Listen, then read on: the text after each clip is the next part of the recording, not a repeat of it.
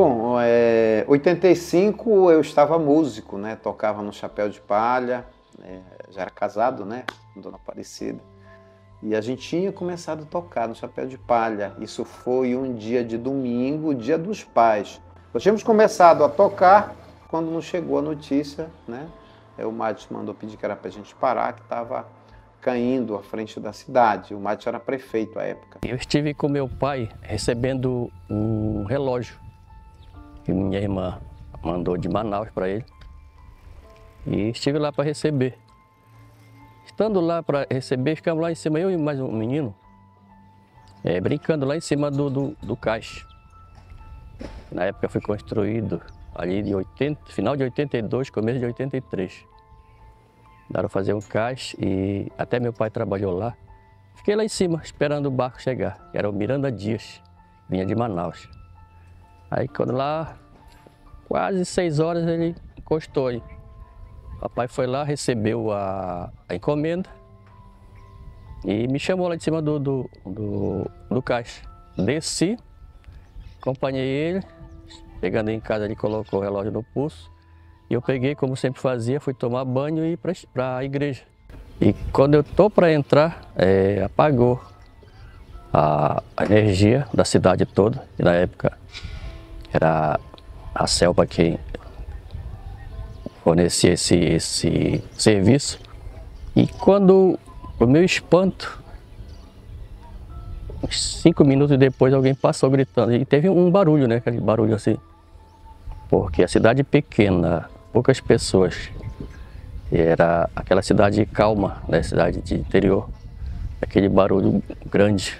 Aí o que foi? Entendi o que era. Nós tínhamos um serviço de alto-falante também, na época, né? Que era em cima da caixa d'água, os alto-falantes. E nós ficamos surpresos quando o falecido Eni Moraes anunciou que a terra estava caindo na frente da cidade. E nós descemos para lá. Cara, realmente a frente da cidade estava desabando, né? Foi embora toda a frente da cidade, né? Nós perdemos, os comerciantes perderam quase tudo que tinham. Foi uma dificuldade muito grande. O que eu me lembro é que quando foi aquele alvoroço, o povo ficou aquele corre-corre, nem não sabia o que era. Aí quando nós soubemos que era as terras que estavam caindo lá na frente, né? A gente escutou, né, o barulho de noite, né? E eu fui para lá, né? Fomos para lá, ficamos todos ali na frente daquele lado lá da descida do Hotel Mimi. E a gente foi para lá, só vendo já as coisas acontecendo, já arriando. Ninguém foi mais para lá, para baixo, não. Ninguém desceu. O fenômeno das terras caídas é um fenômeno natural, principalmente na bacia do Rio Amazonas. Então é quando ocorre a erosão do leito do rio. E esse processo erosivo, ele pode causar muita destruição, porque ele pode ocorrer de forma lenta, mas ele também pode ocorrer de forma abrupta. E quando ocorre onde há casas, há habitações, pessoas vivendo ali, pode ocorrer até casos de danos patrimoniais e até danos à vida das pessoas, como já ocorreram em vários locais da região amazônica. A parte onde desabou primeiro, eles tinham feito lá um caixa. Era só cimento, era só mesmo um pedaço assim da rua. Pedaço, fizeram lá um caixa. E foi a primeira parte que arriou, foi essa parte onde era o caixa. Aí foi a casa do seu Valdomiro, aí a segunda foi a casa nossa, dos artesãos, da associação. Era uma casinha de madeira, coberta de telha, de soalho. E que era a rua do comércio também, lá naquele aterro, né, tudinho. À época, o Madison, prefeito, mandou bem aqui, onde chama de área comercial, onde hoje está o comércio da Dona Lourdes, vários comércios ali, onde está o Castanho. Isso aí era uma grande ribanceira, era uma ponta de terra muito alta, tinha muita pedra. O Madison, então, mandou meter trator ali e assim mandou preparar aquela área para quê? Para poder os comerciantes lá da frente da cidade, que tiveram todo esse prejuízo, pudessem acomodar, né, essas pessoas ali. Um centro comercial que nós construímos na época, naquele mês mesmo, com a ajuda do governo do estado, que era o Hélio Gueiros, que era o governador na época, nos deu todo o apoio e nós começamos o centro comercial que hoje está aí. Onde tem aquela geleira, aquela parte alta, lá nós tínhamos uma escola e nós fizemos o trabalho de terraplanagem no local e o arruamento. E foi doado para as pessoas que perderam seus bens lá, as suas casas, os seus comércios. Nós fizemos um centro comercial que está aí até hoje. E ele se tornou um fato histórico, um fato, de certa forma, trágico, porque teve perdas materiais, né? Em grande quantidade de pessoas que tinham seus estabelecimentos comerciais nessa área que desabou. E a nossa casa nós perdemos tudo. Tudo o nosso artesanato que estava lá, que a gente colocava para vender, né? Tudo lá. Trabalho de cerâmica, de juta, de bordado. Tudo que a gente tinha de produção. Foi um prejuízo muito grande para nós, olha. E até a documentação de lá do terreno também foi embora. Estava na pasta, lá na gaveta, né? A gente jamais imaginava que fosse acontecer, né? Uma situação dessa. Foi embora com tudo. Quando ocorre de forma lenta, dá para perceber que a margem do rio vai caindo aos poucos, em pequenos blocos. Mas também há quando ele ocorre de forma abrupta. Aí muitas vezes não tem um sinal muito evidente. A gente não teve nem assim uma coisa assim, por exemplo, de rachadura na terra. A gente nunca observou, né, essas coisas, não. Nunca observamos.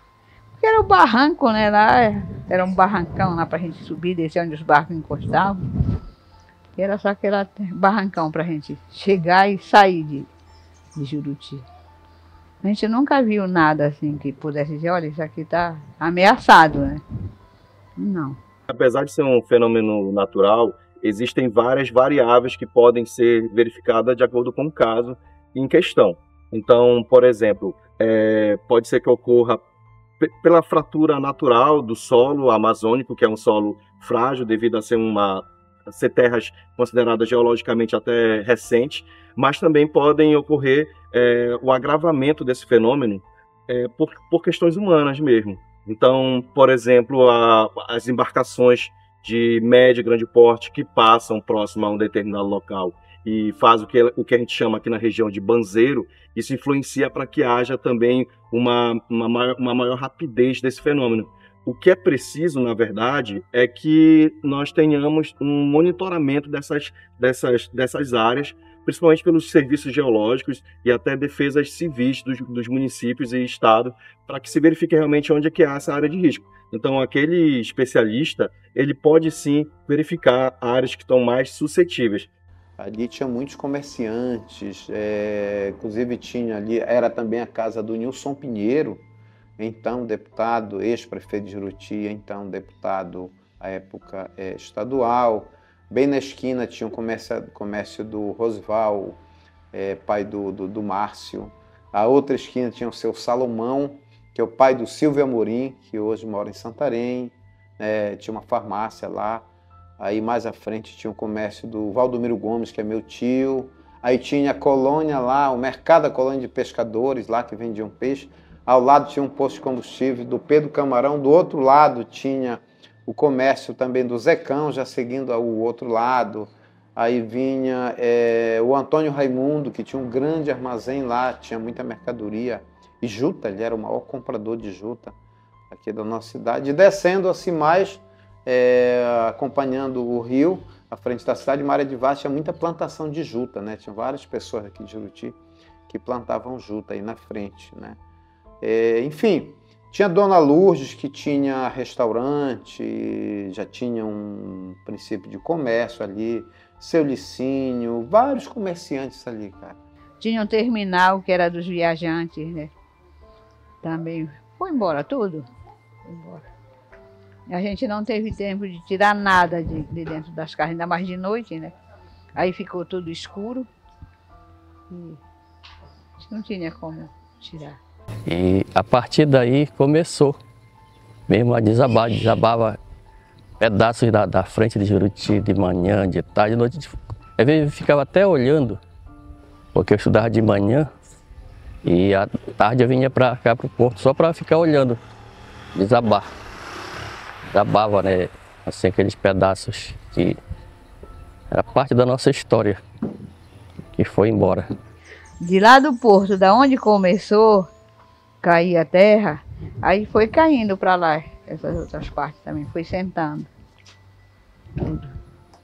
Que era um aningal grande lá na frente, né? Foi embora tudo. A gente já ficava com medo.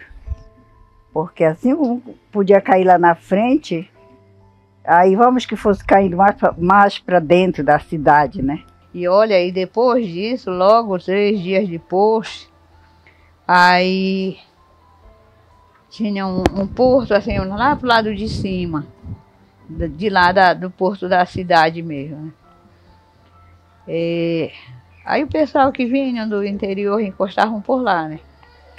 E aí quando foi nesse dia, encostaram para lá o pessoal que veio do Corocoró, vieram, né? E aí eles,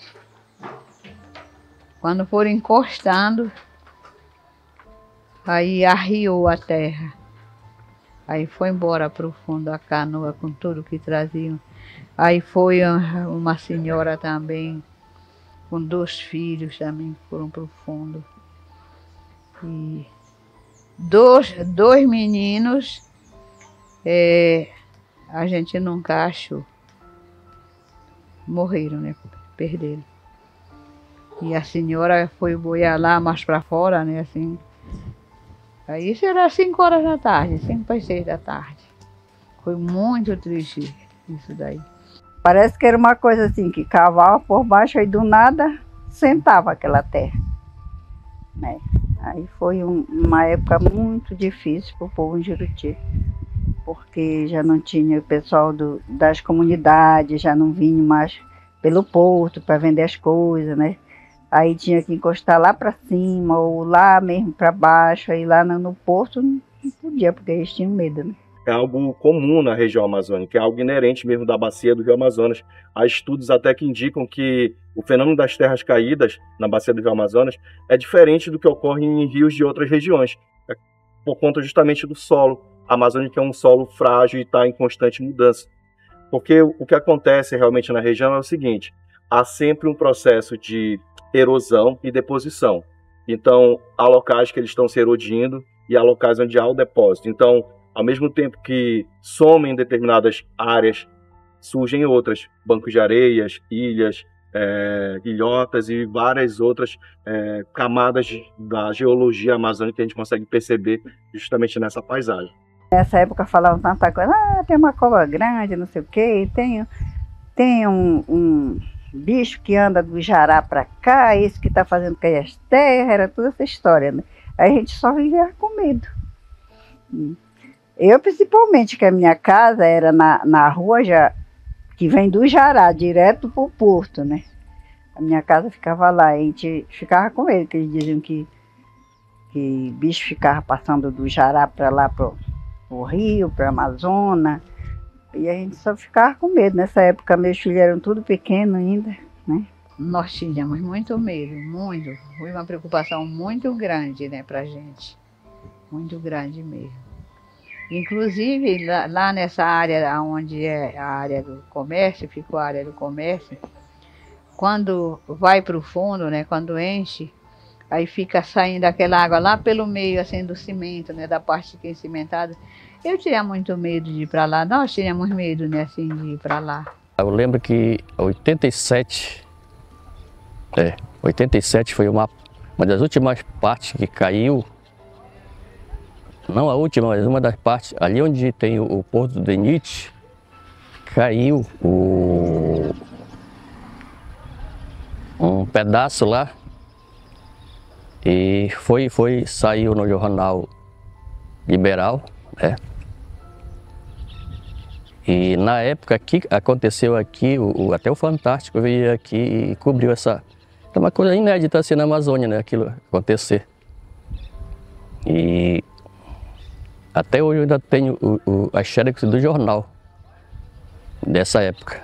Mas graças a Deus a gente conseguiu, né, administrar juntamente com a população, com os que estavam lá, os desabrigados, para que a gente pudesse avançar continuando com a vida em Juruti. O que pode ser feito, na verdade, é mitigar a aceleração desse fenômeno, né? Principalmente pelas atitudes humanas. Então, se verificar as áreas de riscos, e se ela realmente tiver um ponto de fratura muito eminente, se evitar as embarcações que passem numa determinada velocidade, que possa levantar um banzeiro maior. Também tirar aquelas pessoas que estão nessa área de risco. É a principal prevenção que nós podemos fazer para evitar situações mais problemáticas, né, como até o risco de morte. Como não houve um desabamento da área de várzea total, foram construídas ali várias casas, né, de frente para a rua, com fundo para o rio, né? Muitos comércios ficaram ali. Aqui e ali, os prefeitos consertavam, aterravam, faziam aqueles trabalhos, né? Aterravam, aí com pouco tornava a cair.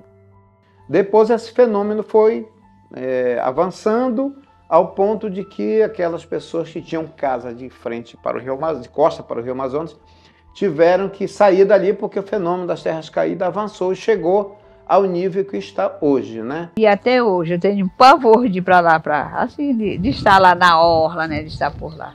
Eu tenho vontade de ir, mas eu fiquei assim com medo, sabe, até hoje. Eu não tenho jeito de ir para lá. Para mim, passar por lá, só que quando eu vou de viagem, venho de viagem. É quando eu passo por lá. Mas assim, de ir para lá, final da tarde, para estar por lá, eu tenho muito medo. Toda vez avacalhavam que a Praia de Juruti era só pau enterrado, e era verdade, porque parecia que não tinha o que segurar aquela terra, né? Inclusive, eu participei de uma feira lá em Belém. Aí, de onde é essa feira aqui? É de Juruti. Ah, é de Juruti. Eu fui, mas olha, um tempo encontraram para cá, no Marajó, uns cavalinhos de juta. Vocês estão bagunçando comigo? Porque vocês não estavam lá para vocês presenciarem a situação, né? Foi muito triste para nós, muito mesmo. Muito difícil para nós.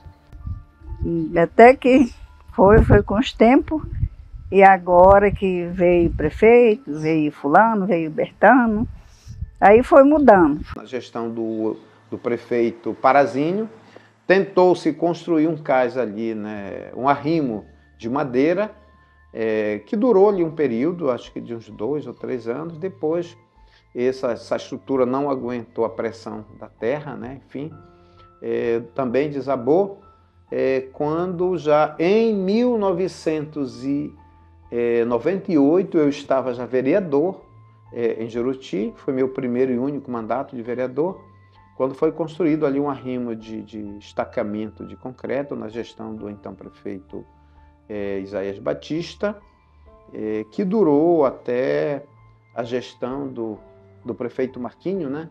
Ali eu acho que foi 2015, salvo engano, 2015 ou 2014, aproximadamente, quando esse cais também desmoronou, né? É um fenômeno natural, e se ele é natural, ele vai ocorrer uma hora ou outra. Claro que nas cidades dá de se fazer contenções, né, contenções como métodos de engenharia, como cais, muros de arrimo e outras demais situações que possam evitar que ocorra realmente, que haja a fratura eminente daquela área. Então isso pode ser feito sim, mas isso demanda justamente mais ações das cidades, principalmente do poder público, para mitigar esses riscos.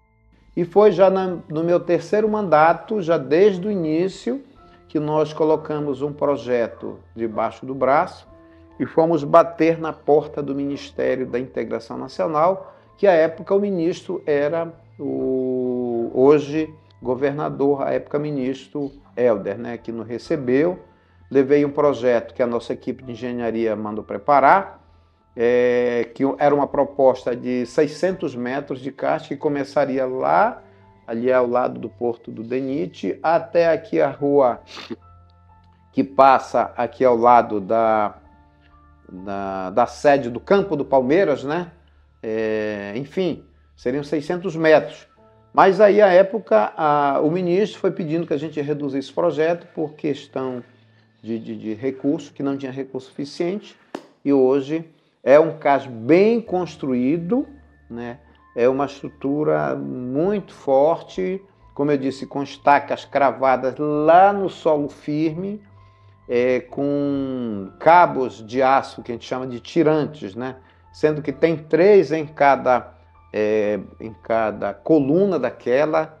É uma estrutura realmente poderosa, né? Que deve durar aí, fazendo a manutenção devida, muitos e muitos anos, né? Eu até brinco, né? Digo assim, a gente vai para a glória quando Deus nos chamar e o cais vai continuar aí firme e forte, né? Nem parece que era aquelas terras caídas, né? Que ficava aquele remanso, que a gente ficava com medo de estar lá no porto, né? Que ficava aquele remanso muito feio. E hoje nós contamos com essa beleza, né? Um cais bonito, mas que remete justamente à questão da história.